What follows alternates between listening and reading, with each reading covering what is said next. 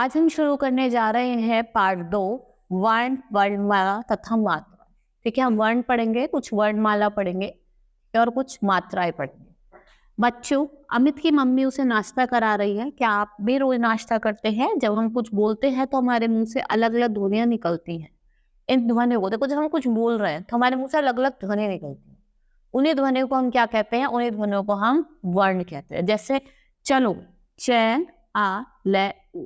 कितनी ध्वनि है? 4 ध्वनि। ठीक है, अब कितनी ध्वनि है? 3, ए, ने, ए। नाश्ता, ने, आ, शे, बे, आ, नाश्ता।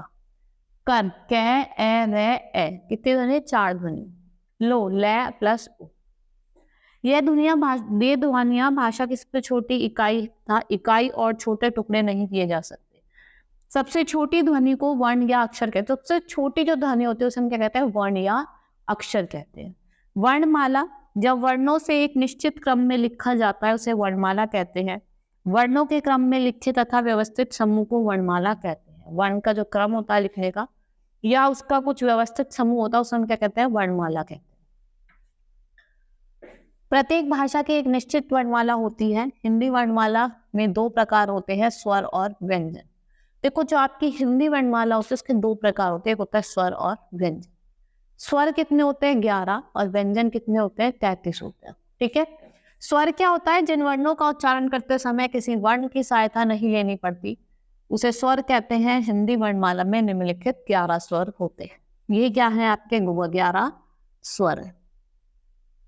व्यंजन, जिन वर्णों का उच्चारण स्वरों की सहायता से किया जाता है उन्हें व्यंजन कहते हैं। इन वर्ण, देखो, जिन वर्णों का उच्चारण स्वरों की सहायता से करते हैं उन्हें व्यंजन कहते हैं। और कितने व्यंजन होते हैं? 33 व्यंजन होते हैं।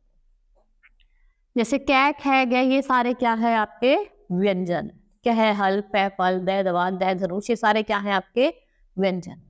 यह भी जानिए, हिंदी वर्णों में स्वर तथा व्यंजन के अतिरिक्त 4 संयुक्त व्यंजन होते हैं। 2 अतिरिक्त तथा कुछ ध्वनियां भी। संयुक्त व्यंजन क्षत्रिय, त्रिशूल, त्रय। ठीक है, क्षत्रिय, त्रय, ज्ञानी और श्री। ये क्या है आपके? ये चारों क्या हैं आपके? ये आपके संयुक्त व्यंजन है। अयोगव्य, ये ना तो स्वर होते हैं ना ही व्यंजन होते हैं, केवल चिन्हों के द्वारा प्रकट किए जाते हैं।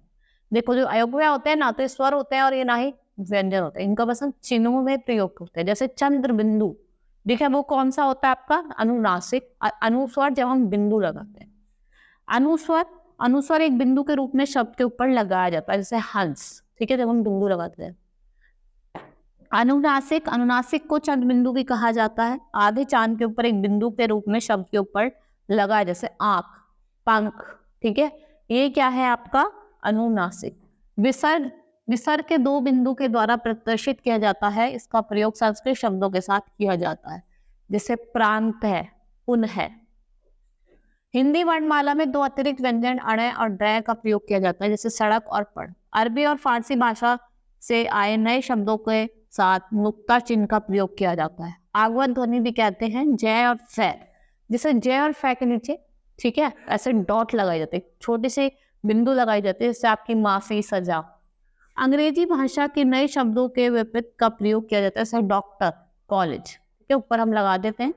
रय के विभिन्न रूप तथा प्रयोग। अब कुछ रय के विभिन्न प्रयोग।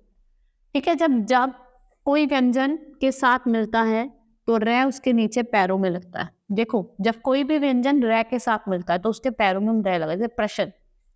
जब रय किसी व्यंजन के साथ मिलता है तो वह व्यंजन के ऊपर लगाया जाता है। जब रय किसी व्यंजन के साथ मिलता है तो उसे कहाँ लगाया जाता है? उसके ऊपर लगाया जाता है। टै तथा डैंग वर्णों के साथ रह हमेशा नीचे लगता है। टै हो या डै हो, उसके साथ हमेशा नीचे लगता है, जैसे ट्रक। ठीक है, ऐसे नीचे लगता है। व्यंजन के साथ स्वर को मिलाने के लिए जिस चिन्ह का प्रयोग किया जाता है उसे मात्रा कहते हैं, जैसे चूहा। ठीक है, व्यंजन के साथ जिसको हम मिला रहे हैं उसे मात्रा कहते हैं, जैसे चूहा। च, उ, है, आ। वो किसान, कै, ई, से, आन है, किसान। ठीक है,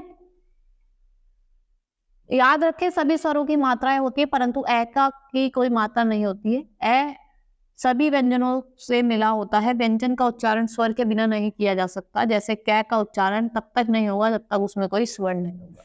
स्वर के बिना व्यंजनों का उच्चारण नहीं किया जा सकता। ए के साथ कोई ए की कोई मात्रा नहीं होती। ठीक है। और क्या का इस्तेमाल जब भी करा जाता है कोई जब उसके साथ कोई स्वर हो, जैसे कै आ। जब व्यंजन को बिना किसी स्वर के प्रयोग किया जाता है तो उसके नीचे एक रेखा खींच दी जाती है, जिसे हम हलंत कहते हैं। जब बिना स्वर के साथ करा जाता है तो उसके नीचे हम हलंत लगा देते हैं।